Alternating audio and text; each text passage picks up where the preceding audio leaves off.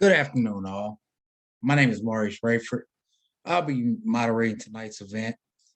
Tonight's event will be done a little different than our normal events. You, we have, it was supposed to be our opposition tonight.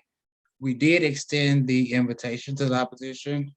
Unfortunately, no one RSVP'd to join the panel. So what we would do tonight, we'll have 5 minutes of introduction of what the city of DeKalb is. Followed by that, we will open up question and answer. And this will vary from the question and answer that we usually do. Tonight, we will allow the attendees to speak during our question and answer. What we ask is that you put your question and answer in the Q&A portion down below. That will allow me to be able to call on whoever asked the question and answer. And at that point, we'll bring you up to the microphone. That way you can express your question. With the questions that are being asked, we ask that you keep them short and brief. And if you have multiple questions at once, that you ask them all at the same time. That way we can get to other attendees in the effort to allow them to ask their question. Followed by question and answer, we'll go into our normal session where we do poll questions. We'll ask 2 to 3 questions of our attendees, basically about tonight's event and the future event. And then we will close out the meeting. With that being said, with the question and answer, we ask that once people come off the mic, just in a respectful manner, keep your questions and answer respectful. And that way we can answer. We're gonna give brief and short answers, but also concise answers to hopefully answer all the questions from our attendees. And with that being said, I will pass over to Dr. Catherine Rice to take it over to get our introduction.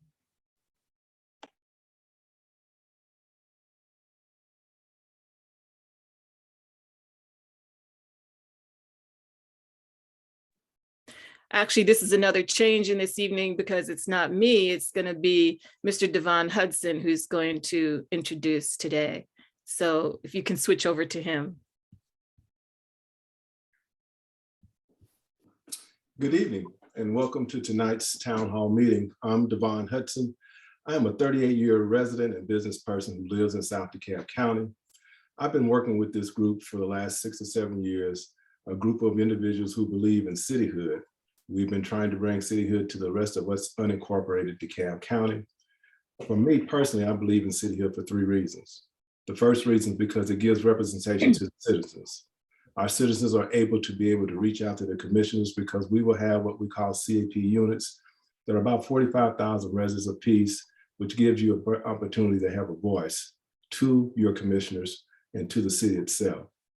The second reason I believe in cityhood is because it gives us local control. It gives us the ability to control the resources that come through our tax dollars. Currently, there are state tax dollars that do not get distributed back to South DeKalb. There's splosh money that we get a small portion of. And more importantly, with local control, what we do, we have a unified voice. We have a city that will speak for itself, and we have an opportunity to sit at the table. So when things that impact South DeKalb, like MARTA, we're there representing what happens, what goes on in our community. That's vitally important. Lastly, I believe in it because of economic development.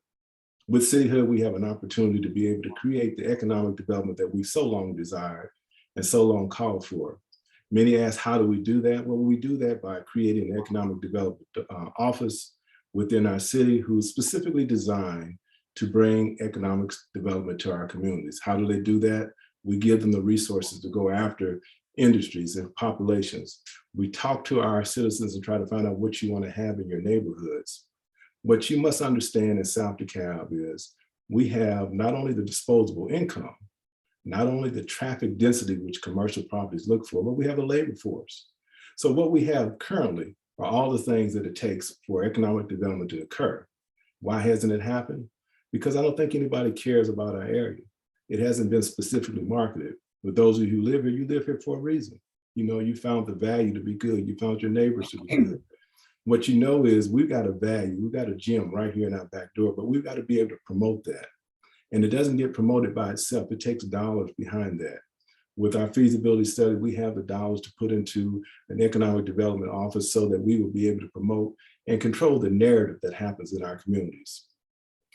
Tonight's town hall meeting is about giving you, the listeners, the opportunity to hear the pros and cons about cityhood. We believe in cityhood, and I know that some don't. And it's quite okay to have people that oppose, because what I think happens is out of that conversation comes a solution. One thing I think that we all agree on is that something must be done. We must see change in our community. We can't continue going as we have. The only way that this is going to happen is that we sit down together and have a conversation. We look at where we are, we talk about what we want, and then we have to strategize about how to get there. But those who are against cityhood, I understand your points, and I welcome your point of views. But I want to ask you this. For the last 7 years, we have been pro-cityhood, and you have been against cityhood, which is not a problem. But what have we gotten accomplished other than being divisive? Which is what we always say that happens in Black America. We're always divisive, we never go anywhere. The same problems we had 7 years ago, we have them now, and they're getting worse. For those of us who want to stand on a platform and stomp, I will say to you this: use your platform. But if your platform is just to complain, if your platform is not talking about solutions, if you don't feel like reaching across to your other brothers and sisters who are in this same African-American neighborhood, you're part of the problem. Don't stand on the side of the road and throw bricks. Let's get together and do this. We can do this, folks. We as a people can do this. One of the things that I've always thought about, and especially now that it's Black History Month, I remember hearing the story about Martin Luther King talking to the jailers in Alabama. He asked them about how much wages do you guys earn here? And when they responded to Dr. King what they were earning, he said, y'all need to be marching with us. I kind of feel that same way about us here in South DeKalb.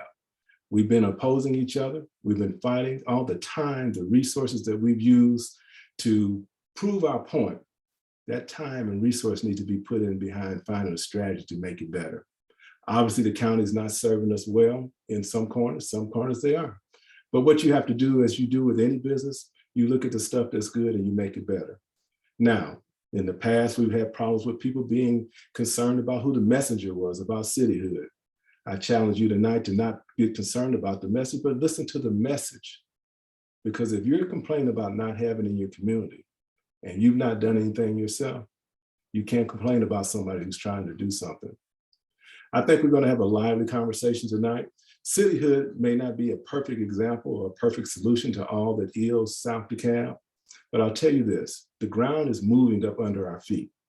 Whether it's the conversation down at the Dome about CRT and what our kids learn about history, whether it's South DeKalb being purchased for $19 million by what's reported to be a developer that's a low-end developer who typically allows property to go in despair and then sells it.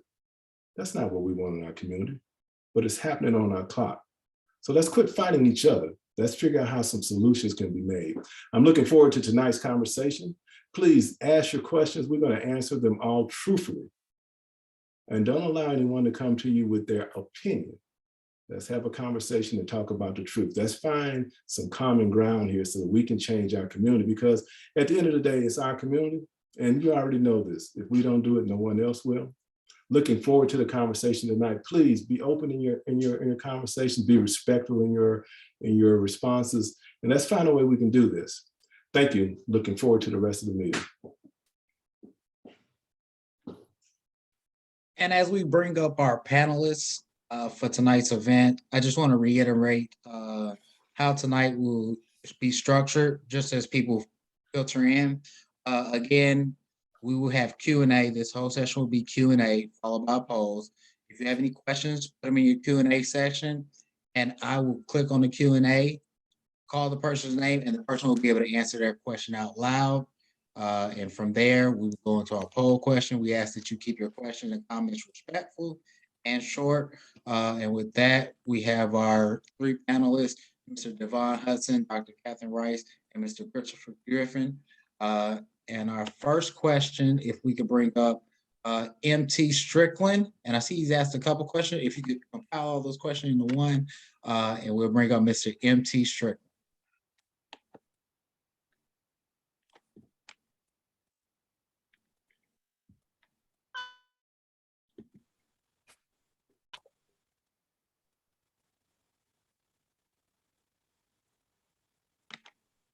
This time you can oh, there you go. Hello, everyone. How are you all doing this evening? Good, thank you. Thank you. Excellent, excellent. So as was said, I had a few questions that went into the chat. I'm not really seeing many other questions, and I don't really know if I can combine these into one. So I'll ask one, and then if we can move on to the other ones, if we have time, then we'll definitely get to those. So my first question that I wanted to ask is that what current legislators in South DeKalb area do we have on the movement towards cityhood? Is there anybody that we're working with to move this forward? And do we have any plans as far as bringing on more of the current and the new legislators with this new election cycle coming up onto the actual movement towards cityhood?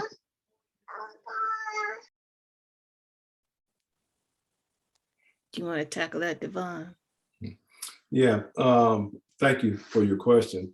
So over the last 7 years, we've reached out to the legislators to present our case in terms of what we thought would make a good case for cityhood. To answer your question specifically, there are no legislators right now that have agreed to carry the bill. Several legislators have agreed to sign on to it if someone would carry it. I hate to impart my personal opinion here, but I guess I should, because this is the way I feel and this is not for the group. We've not really had strong conversation with our delegates. What happens is, I think it's a matter of them kind of pushing the can down the road. I think they recognize that there's a problem in South DeKalb because it's underrepresented, for lack of better words, but nobody wants to deal with it. I think what has happened, the reality of it is, if we don't protect our borders at some point in time, it's just going to get worse. And let me give you two examples to maybe help. One is the example of what happened with the school board and the annexation of property up around Emory. You know, that's problematic. And I think it woke the legislature's eyes up to, you know, this could continue to happen in other areas. And for you that don't know, that when that annexation occurred, I think the DeKalb County School lost about $2 million. The other piece of this is that there are other cities that want to incorporate. So what will happen is you'll start to see a diminishing of what's left of unincorporated DeKalb County. Personally, what I see happening in the next 5 or 10 years, if we don't protect the borders at some point in time, they will diminish all the commercial property that's available to South DeKalb to use for tax revenue. We'll have a conglomerate of residential houses here that may or may not be able to support the services.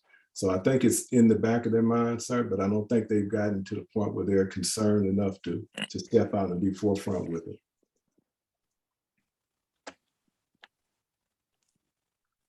And currently, Mr. Strickland has the only questions. And again, if you have any questions, put them in Q&A. Also, if you're in opposition or for cityhood, you can also attach that to your question. Just put in parentheses or put it on the beginning if you're for or against it. That way we can put them together, make sure that opposing view has time to ask questions and that everybody gets a voice. And with that being said, since Mr. Strickland currently has the only questions out there, we can go ahead and let Mr. Strickland ask his second question. Awesome, appreciate it. So I've read through the plan a few times. I've been to the websites, I've read articles, and it seems like some of the municipal functions that are a part of city regulation, we're actually thinking about leaving with DeKalb County during the new iteration of this cityhood, such as schools, which are very important to people moving to this area and participating in what we're doing. Are there any plans in place to be able to bring those functions into the city? Actually, let me say this, just to make sure that I'm clear, what functions, municipal functions, are we talking about bringing into this new city if it is formed? Could I take a run at that? First of all, the city will be offering 3 basic services: code enforcement, planning and zoning, parks, recreation, entertainment, and livability amenities. These are the services that we think offer the best return on the cost to deliver them. As an example, parks and recreation.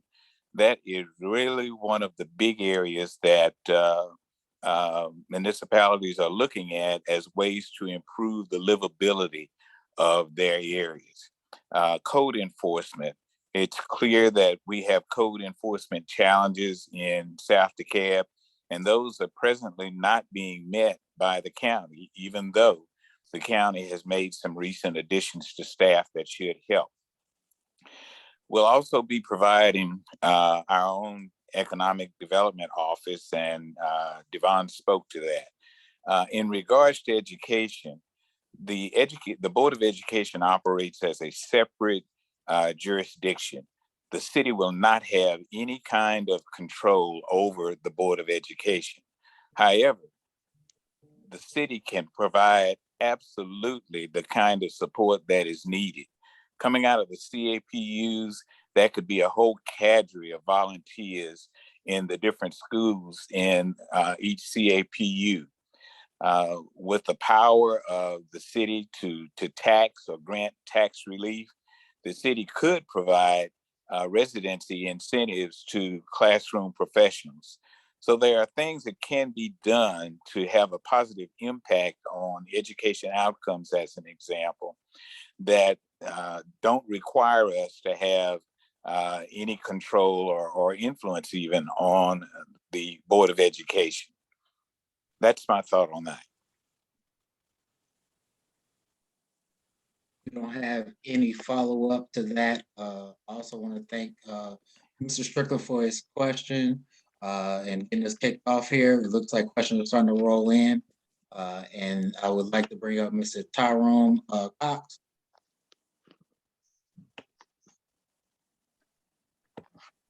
Thank you to our panelists for answering the question while we bring Mr. Tyrone up.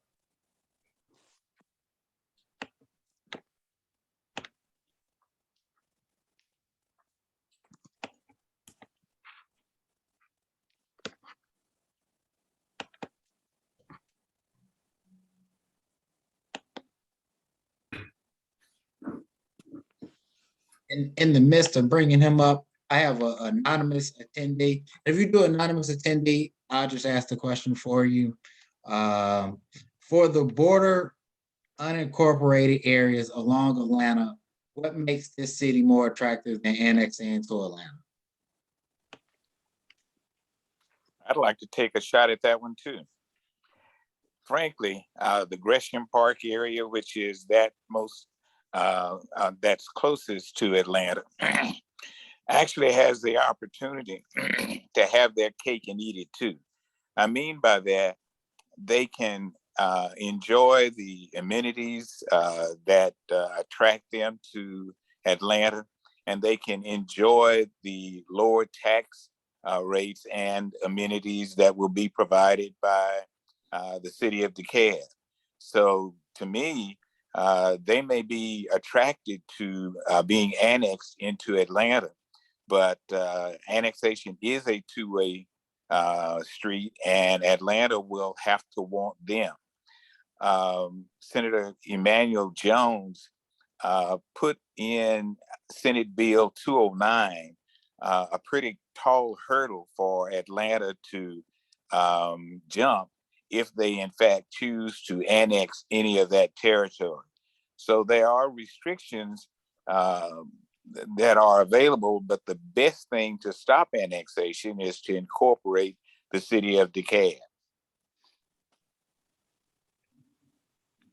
Thank you, Mr. Chris.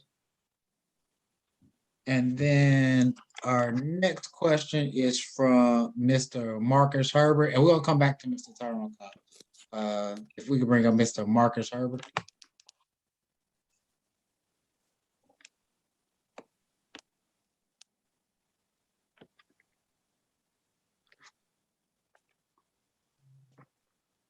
Yeah, you can answer your question at this time, Mr. Marcus. I think his mic is muted. Hello? Yeah. Yes, sir. We hear you now. Hello, you can hear me? Okay, Yes, thank sir. you. My question was, what's the plan for security and safety? You mentioned Parks and Recreation. You also mentioned code enforcement and one other item, right? I forget what it was, but what's the plan for security and safety? Like, and I guess to expand on that, I was kind of around for the Greenhaven push. And at that point in time, it was said that security and safety will be dependent on the DeKalb County Police Department. And, you know, DeKalb County being overworked and underpaid already and servicing the entire county, is the plan for this new city to fall back, you know, on DeKalb County Police Department for security and safety? Is that the plan? I'd like to take that question and thank you for it. When the city incorporates, it will receive its police services from DeKalb County Police Department.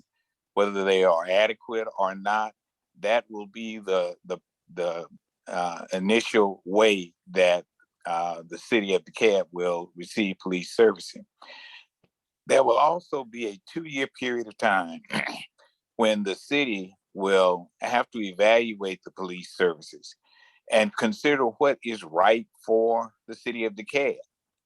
And during that time, a full assessment will be made of what is needed by the city of DeKalb, what capabilities the DeKalb County Police Department can provide, and a decision will be made as to how we will go forward with providing police services. It should be understood that even in this interim period of time, the city will be able to provide support to the police department by providing things like force multiplier technology. Those are camera systems and alarm systems, lighting systems that can be put in hotspots, if you will, and they should have a significant impact on the response times that the police department provides. So all in all, it's going to be a situation where we start with what we get, but we can go further depending upon what the study reveals as to what's actually needed in the city, where it's needed, and what kind of capabilities we need to add on to the DeKalb County Police Department. I appreciate that, sir. You know, the dilemma for me as a resident is where we currently are is, you know, under the services of DeKalb County Police Department, and what we currently have isn't sufficient, you know, so, you know, moving into this plan, we'll pretty much stay right where we are in terms of safety and security. You know, like for me, when I hear your priorities, if that were one of the top priorities, then I would, you know, that would be enough buy-in for me, you know. But you know, speaking, you know, for myself, I mean, I was, you know, when I purchased my home in DeKalb County, before I even got an opportunity to move into it, the door was kicked in. Okay. And, you know, when I did call the police after the fact, they didn't even show up because they were too focused on, you know, what they would call a high priority crime, like a homicide or, you know, or some form of assault. So this just didn't fit the criteria. Again, they're overworked and underpaid. You know what I mean? So to hear. If I might add to the comment, the city will have the ability to provide residency incentives, incentive tax relief, and we think that will go a long way on aiding the DeKalb County Police Department to attract and retain the police officers that they need to fill in that gap of what's needed and what's available. So even though the city won't have direct responsibility for the police services at incorporation, there will be sufficient support available that the city can provide to make sure that residents can be safe in their homes and in their communities. Well, that's reassuring. That's reassuring because when I think of parks and recreation, you know, that sounds nice, but if you're afraid to use them, you know what I'm saying? If there's not enough security, then it's, you know, it kind of, you know, it falls by the wayside, you know? So it's, you know, I think, you know, safety and security first, you know, then I think, you know, of course, a certain quality of resident will move to the area, and then maybe a market analysis can be done, and then they'll see that a certain, you know, a certain kind of, you know, resident with a certain income level is there. Then you start to see these other companies follow suit. Your Costco's, your, you know, your your Whole Foods or whatever. They're going to serve where the money is, you know. So it's, to me, I think what's holding up, this is just me, I think what's holding up is that security piece, you know. And if that were, you know, at the top of the list, if that was the first thing we were going to do is multiply the security or the police department, you know, triple it, whatever, you know, has to be done.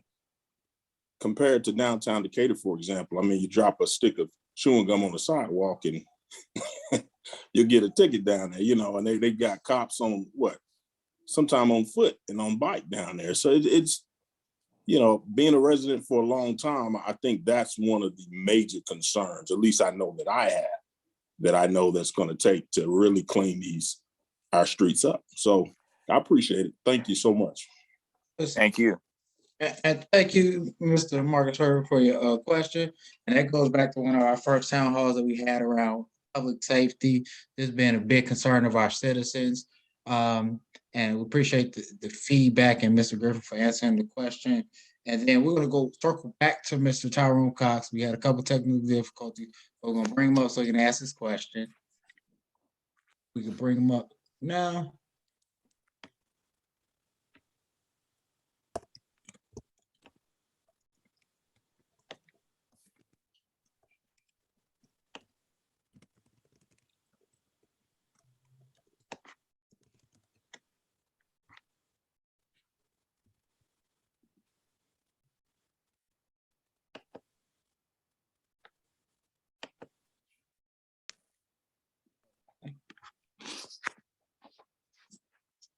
Morris, we may want to ask his question for him. Looks like he's having. Yeah. So let me ask this for. It is for Mr. Tyrone Cox. Do we have enough businesses in South DeKalb to support a city government? If so, what major businesses do we have in South DeKalb, in the Galleria of South DeKalb, and the transportation company off Bouldercrest? And I think that's other than the Galleria of South DeKalb and the transportation company off of Boulder. Sure, I'll take that. Mr. Cox, thank you for your question. So based on our feasibility study, it shows that we'll have an excess of $27 million in revenue coming in. In regards to the commercial development, that's been factored into what our revenues are. That's why I spoke a little earlier about closing our borders, because as other cities annex and incorporate, they typically try to take the commercial development because of the tax base. Now, one other caveat that we need to understand, with cityhood, it allows us to do some things that are not able to be done in unincorporated DeKalb, and one being that we can collect franchise fees. For those of you who pay your gas bill and cable bill, you'll see a fee on there that's typically charged by the cities. And in all transparency, that is a fee that's charged to you, and it's typically charged. What happens is, so if you got cable coming into your house, the city can charge an easement fee to the cable company. Then the cable company then has a choice whether they charge that back to you or not. So business, being the business people that they are, they typically do charge it back to you. But what that does for us is creates revenue that goes directly into a pot for us, that goes into a pot, us meaning the city. And that's the revenues that we can use to do our economic development office. Those are the revenues we can use to support the DeKalb County Police Department. So you're right, there's not a significant amount of commercial development, but there's enough to support what our feasibility study says. And I think going forward, what you want to try to do is build on that. You know, at the end of the day, the franchise fees won't go away. If you can then capitalize on doing economic development in the area that then brings in other tax revenues, now you've got additional revenues that can be used, put back into the community, such as you can make sure you can maintain the streets and you can make sure that the police and safety people are in place. So to answer your question, yes, and you're right, we have very few large corporations in South DeKalb, but that doesn't mean that we're not functional and viable. Thank you, Mr. Hudson. And thank you again, Mr. Cox. And our next question is going to come from Les Knott. So if we can bring her up.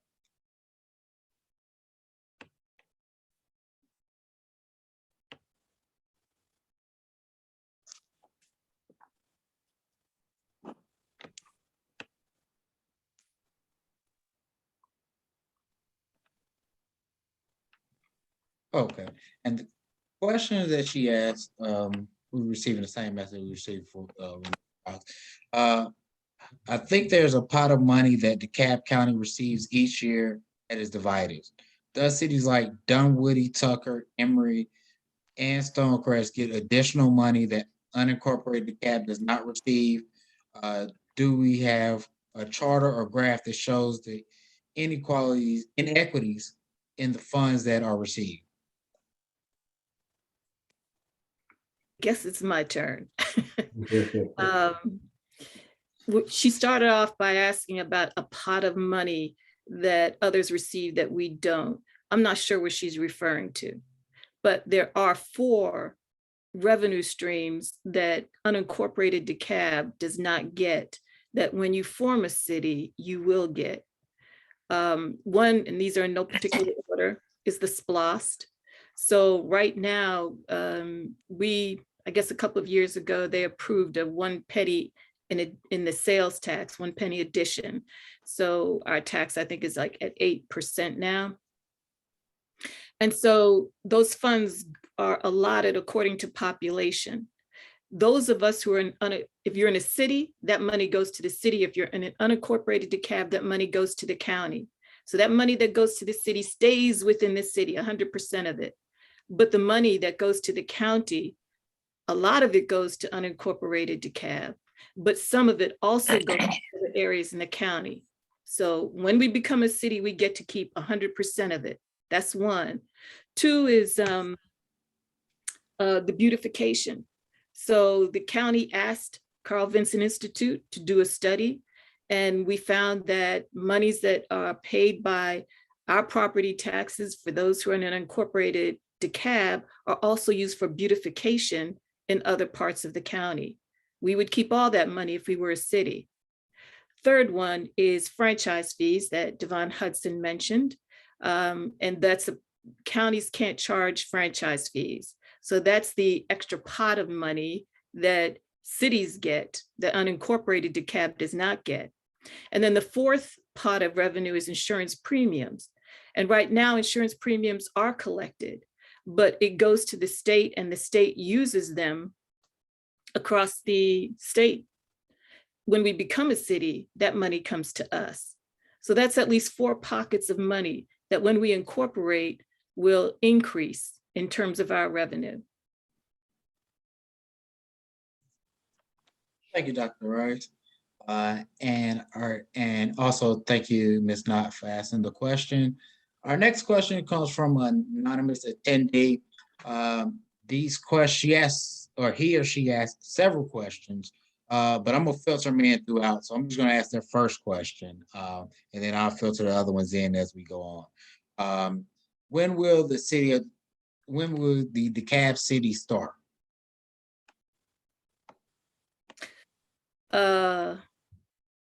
Okay, I'll take that one. So right now, the first thing that has to happen is that the General Assembly has to approve us being able to offer a referendum. The General Assembly meets from January till the end of March this year anyway. And so a bill has to be approved that will allow us to vote. Now, let me say that there are 4 cities in DeKalb County that are being discussed right now. There's the city of Buckhead that has a bill, and we don't know how that's going to work out, whether they're going to be, how they're going to work out. And then there are two areas here in DeKalb County that are vying to be a city. One is Vista Grove, or that's what we've been calling them, and us, the city of DeKalb.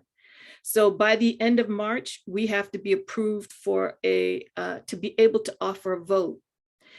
Forming a city is up to the people. So you all should be able to vote on whether you want to form a city in November of this year. If you vote yes that you want to form a city, then elections need to be held as to who will be, the leaders of that city. So the start date will either be January 1st of 2023, or according to the charter, it could be pushed back to a later date, which some newer cities have done in order to meet, when taxes are collected. Thank you, Dr. Rice. And our next question comes from Lance Hammonds. If we could bring Mr. Lance Hammonds up.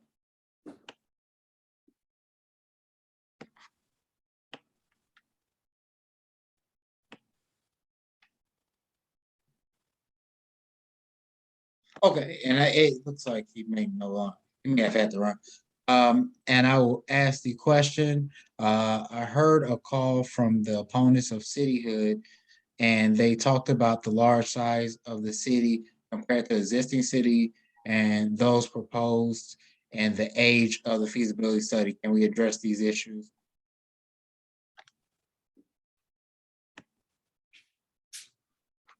I'll start. Mr. Chris's mic is off, so I'll start. So there's two questions that I heard in there. Number one, what is the benefits of having a large city? And the second thing was the feasibility study.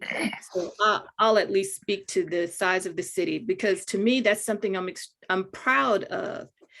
What we're doing is we're developing a new model. And from at least my perspective, I'll speak for myself, we're presenting a model for the world, what we're doing. For many, the tendency has been to develop a small city.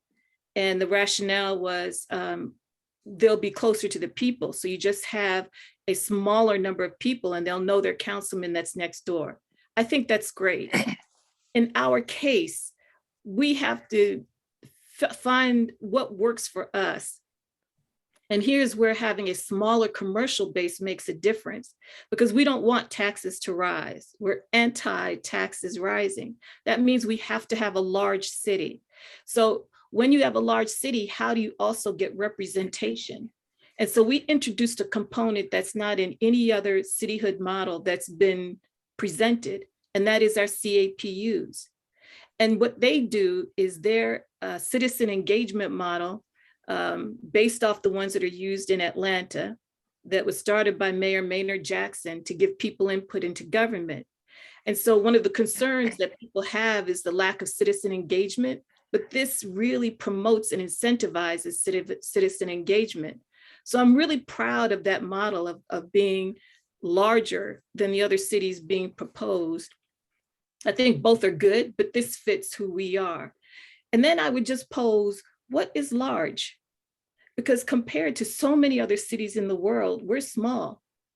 Abuja in Nigeria, the 8th largest city in Nigeria, is 8 million people. So we have a county of 741,000 people, and they manage it. So I don't understand all the hoopla about us creating a city that is 295,000. And I'm going to say that I think in the future, I think that's going to be more the model. Well, and it's important to know that the borders comply with the legislative requirements of having contiguous parcels that don't create unincorporated population islands within the border of the city itself. So that's very important. In regards to the feasibility study, our opponents really want to make or use the feasibility study in ways that it just was not intended. No feasibility study is intended to be a budget or represent anything of the sort. The bottom line is the feasibility study requirement was put in as a financial hurdle to separate those people that were serious about forming a city and those who were just pretending or complaining. So the feasibility study itself is a snapshot. It's annualized data consisting of all the revenue sources available to a city and all the expenses that might be associated with running that city. And then it's just a straight up math calculation. Do the revenues exceed the expenses? And if the revenues exceed the expenses, then the city is deemed feasible. And in this particular case, the revenues exceed expenses by $27 million. That's $27 million that can be reinvested back into the city of DeKalb according to the priorities that its citizens, its residents want. That's money that can go into Parks and Rec, code enforcement, subsidizing or helping, providing assistance to the police department and education, the Board of Education system. So it affords us an opportunity as a city that we just do not have as an unincorporated part of DeKalb County. I want to add one more thing to that, if I may, quickly. Revenue is based on a number of things, but the biggest part, well, for us, the biggest part is franchise fees, but another part is property taxes, which are based upon your property value. I'm going to share my screen here for a moment so people can see, those of you who may not have gotten the email, we had a group that figured out the average median home sale price in 2014 compared to 2021. And these are zip codes that are in the proposed city of DeKalb. When you look at the percent change, the average is 210% growth in the median home sale price, which means that the revenue has increased. So our study was done in 2014, 7 years later, the home price is higher now, which means revenue will be greater. So that feasibility study was paid for by citizens and residents of Southern DeKalb. Nobody did anything with the investment that they put in to do the feasibility study. So we're being asked to do something again, and nobody yet has told us that they'll do something with it. So we have to honor the investment that people put in to doing that and acknowledge that this is probably the result. And I'm gonna ask my panelists something. We have 7 minutes left on our Q&A. I just want to ask, do you all have time for another 10 minutes? Just because questions are flowing in, we have a number of questions flowing in, just so we can get to as many as we can tonight in an effort to get everybody's question answered. Absolutely. Sure, Okay, thank you. so we'll go to 8 o'clock with question and answer, and then from there we'll wrap it up. And then from my anonymous attendee, what are tax rates anticipated to be? No higher than what you're paying now.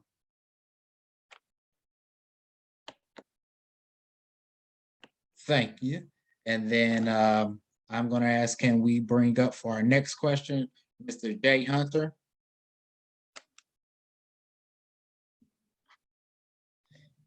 This is a similar question to what we had earlier. So it may be able to be.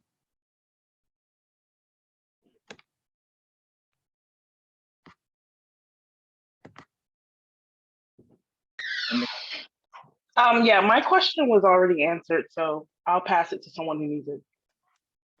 Thank you, and thank you for asking the question. And then our next question is from Monica Booker. And if we could bring up Monica Booker.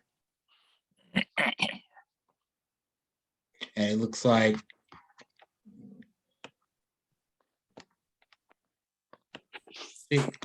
she may have left for the evening. Once the city is formed, will police department? Oh, well, that was kind of the same question. We sent multiple questions around police department, and we're keeping that in mind. The questions around safety That seems to be one of the top concerns. And then we have another question from anonymous attendee. I have a question about, and this is police also. And so we can, okay, we have several questions about police. I don't know if we want to. Can I say something to that, Maurice? Yes, We have one more town hall left, which is next Wednesday. But after that, we want to break down into what will be the seeding of the community area planning units. And we're going to discuss the issues that we had town halls on, because those were the top issues that you identified through our polls. So come back for those breakout rooms, because what we want to do is see if we can develop some policies that reflect what people want. And the only way to do that is to come back and participate and have a voice in those talks. So please, all those of you who are interested in police and safety, come back. And if you have ideas, put those ideas on the table. And I'd like to add one other thing also, Maurice, for those that are asking about the police. The reason that we don't take those services on initially is because of the cost. If you look at the other cities that have been incorporated, they typically don't take the police services on. In that 2-year window that Chris talked about, you evaluate where you are and you look at your budget and you make sure that you're able to afford those services. So every city that's incorporated, they're not taking on police services initially just because of the cost. They give you an opportunity to get up and get running and see exactly where your expenses are so you can do it. The vital thing that I think we should take from this is that we will be in a position to support the DeKalb County Police with the extra revenue that we have with the items that Chris talked about earlier. So police safety is utmost concern, because once we make the community safe, I think the residents feel comfortable. We can then talk to these commercial developments. We start changing the narrative about what's happening in our communities. So rest assured, that's of utmost importance to us. But initially, to be able to make this all work, we are looking at it from a cost standpoint. And trust me, those first 2 years, we'll be looking at to try to determine exactly how we can move forward and what's the best scenario for our citizens in the city of DeKalb. and thank you, Mr. Hudson and Dr. Rice. And I'm gonna skip over. We had a couple questions around police, and as they talked about, after we've completed these town halls, we will have breakout rooms and we can talk more in detail with the community about public safety. And I'm going to take it to Ms. Vanessa Renee. And at this time. Hi, I'm here. So thank you for this conversation. It's been excellent. My question is, what are the areas, the zip codes that are going to be included in the city? I did see the chart that you showed. Was that chart all inclusive, or are there zip codes that will be part of the city that are not on the chart? Thank you. I'm looking this up, and I'll just read off. To answer your question, there are more zip codes that are within the city of DeKalb, but zip codes may only partially be in the city of DeKalb. So those ones that you saw, I think almost the entire zip code is within the city. 30316 was an example where some of it was in Atlanta. But 30032, 34, 35, 38, 58, 30083, 87, 88, 30288, 30294, a portion of 30316 and a portion of 30317, real tiny portion. Those are the zip codes that are in. And we're providing this information. It's quick. So you can also email us at info@cityofdekabga.com. Again, that's info@cityofdekabga.com. And we can probably email that to you as well. Thank you, Dr. Rice, and thank you, Ms. Vanessa, for the question. Our next question comes from Benita Lacey. At this time, you can unmute your mic and ask the question.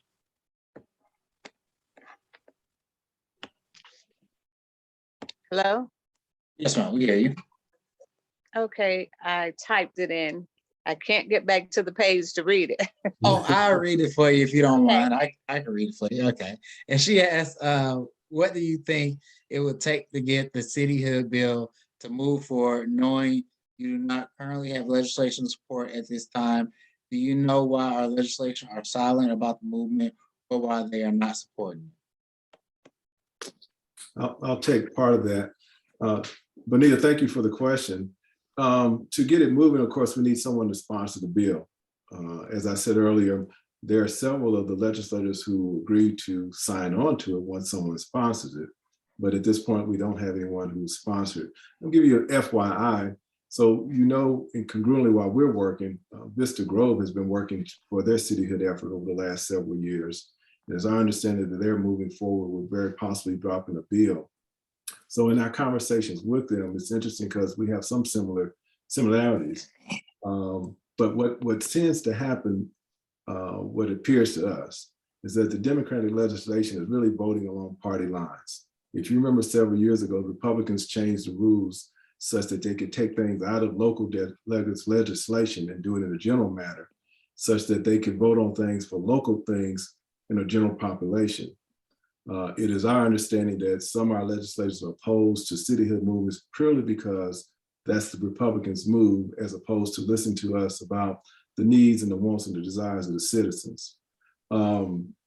What will it take and why are they silent? I'm not really sure why they're silent. I said that earlier today. My personal opinion is that they kind of keep kicking the can down the road. For me, I think that's a situation where we as the citizens of DeKalb, whether you believe in cityhood or not, I think that you should be given an opportunity to vote. You should be given an opportunity to say, listen, they have presented this. I feel that it's good for me or I feel that it's not good for me.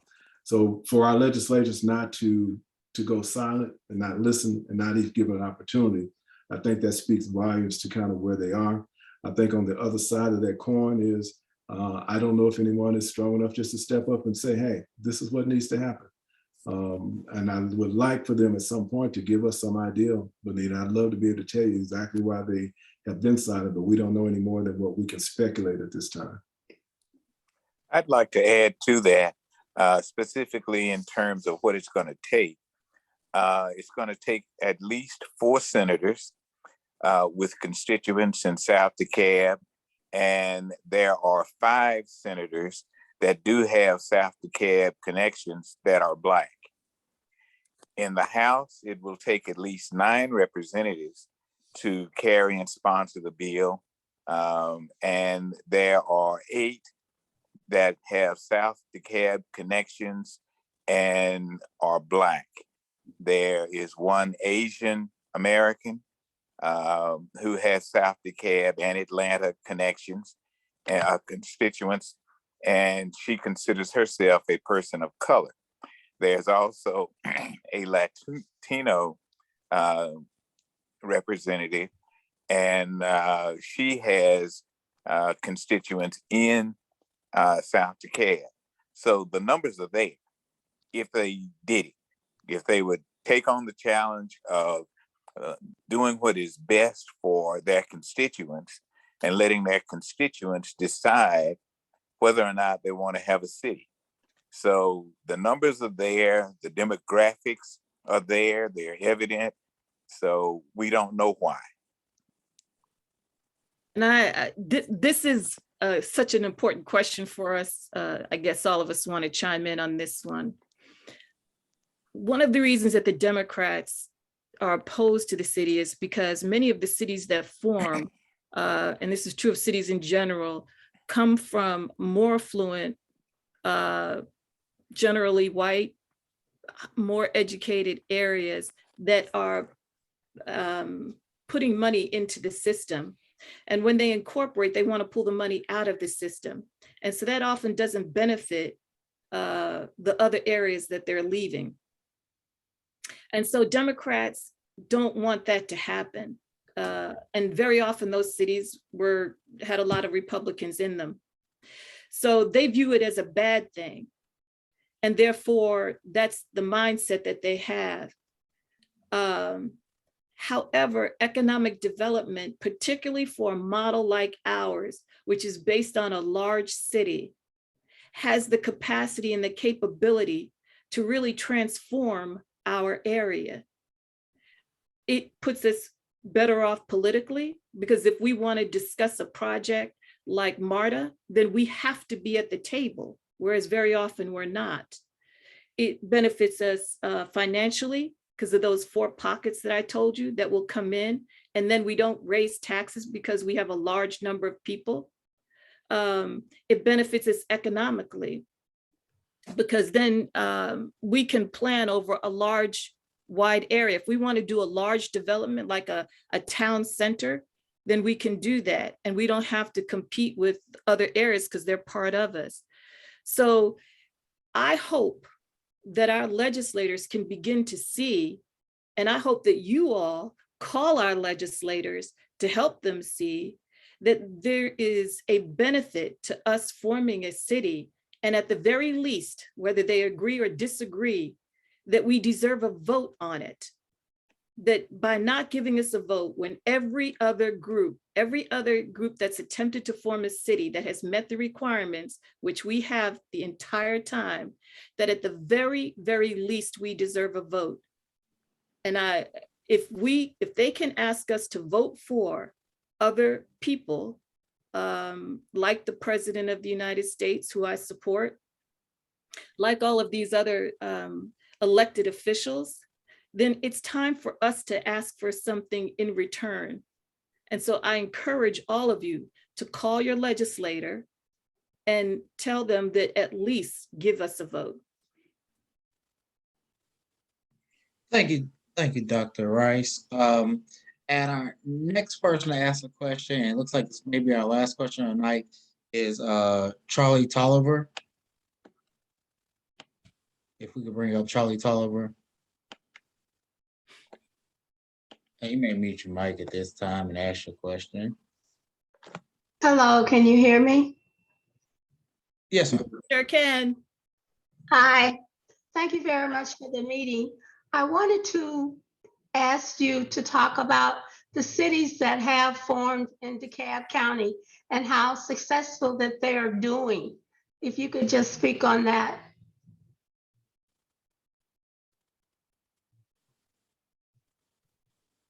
Okay, I'll start. So here are the cities that have formed. Well, I shouldn't even start with that. Has formed. If you go talk to the residents that are within that city, they're happy.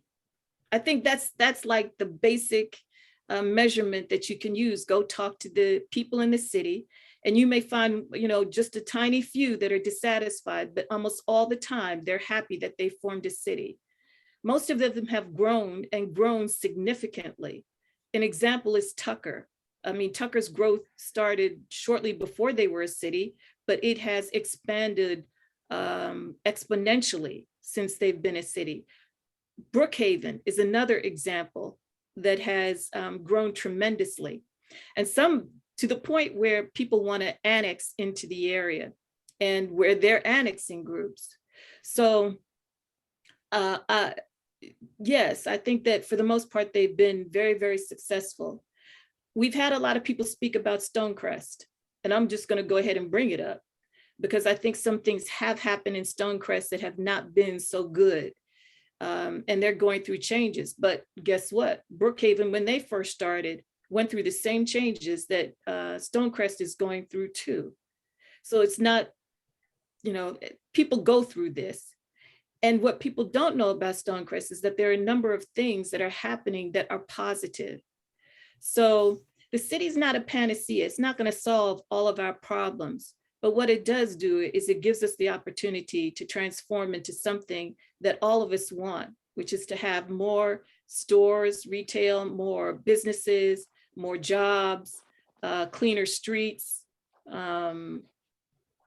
those type of things that we want to see. I love where I live, but I want to love it even more. Thank you. Thank you, Dr. Rice. That was Thank you for the question. Yes, ma'am.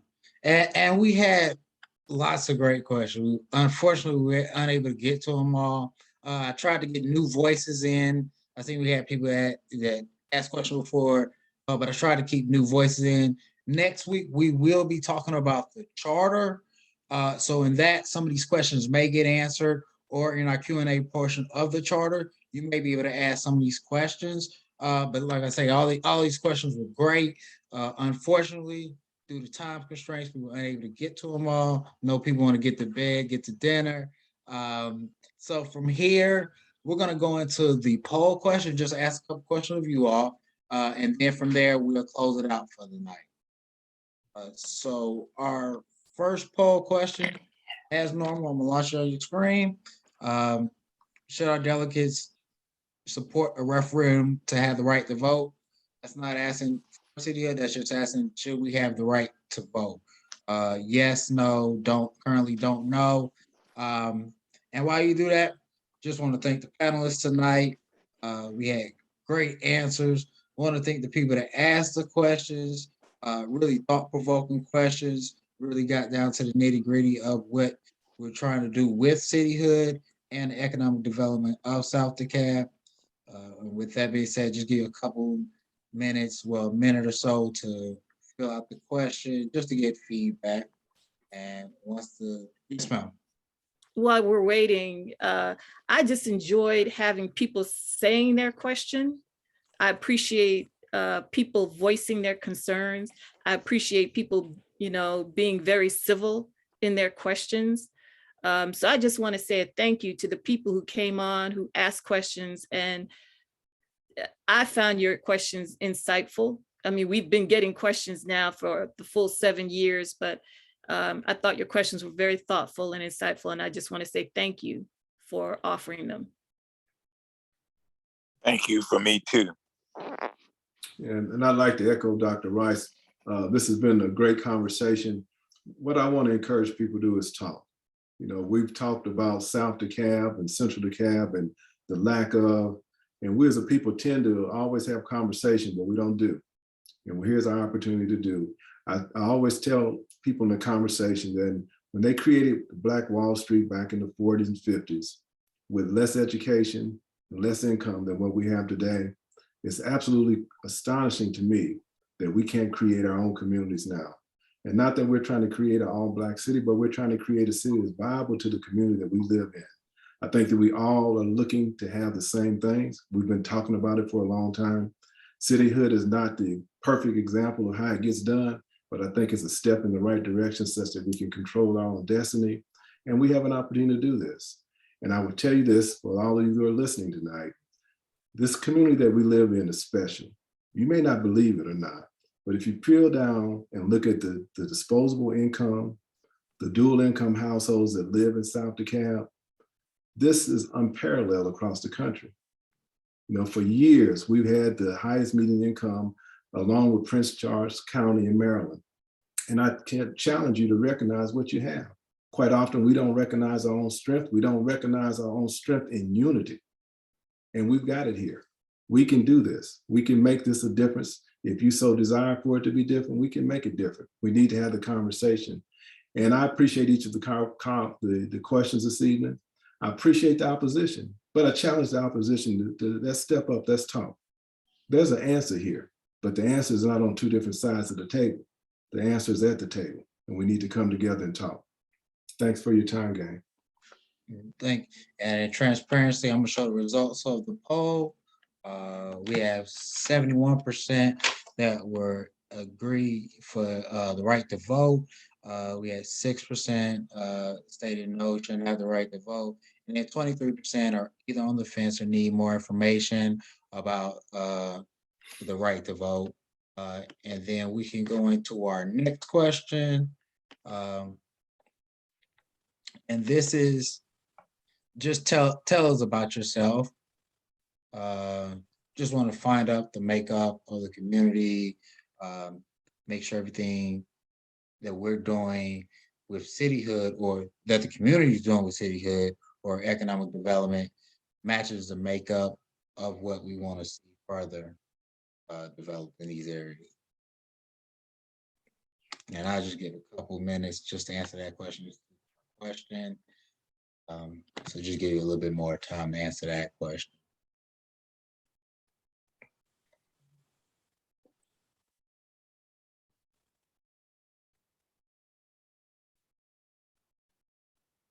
And then, like I said, next week we will have the speaking on the charter.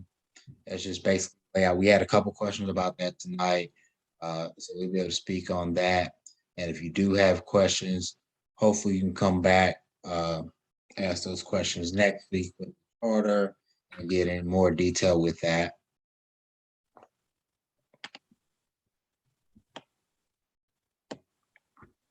Oh, and then the question is, I mean, everybody's probably read it by now. Just race and ethnicity, and then the choices white, Black, Asian, Latinx, or other, and then a demographic of age, just an age variation. And that goes to a lot of things when we're looking at gentrification being displaced with these communities, and how we're going to those borders, improve some of the safety going on with.